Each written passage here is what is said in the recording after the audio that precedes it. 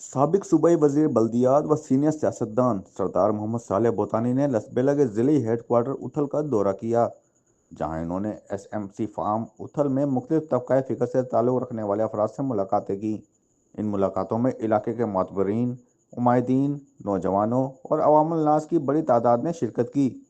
اس موقع پر سردار محمد صالح بوتانی نے لوگوں کے مسائل سنے اور اپنے بھرپور تعاون کا یقین دلایا، جبکہ ایس ایم سی فارم پہنچنے پر عوام نے ان کا پرتپاک استقبال کیا۔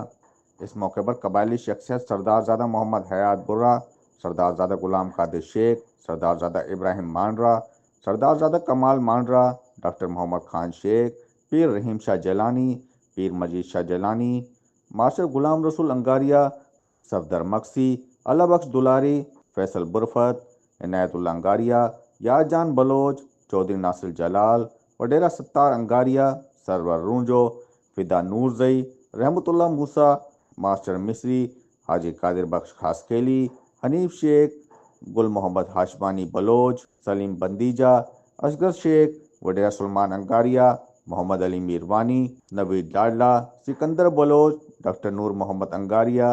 سمی مینگل، عبدالستار مینگل، پیر عارف شاہ جیلانی، حبیب اللہ دودہ، کریم بخش دودہ، رحیم مانڈرا اور دیگر موجود تھے۔ غلام مرتضیٰ لاسی، بولان ڈیجیٹل، اتھل۔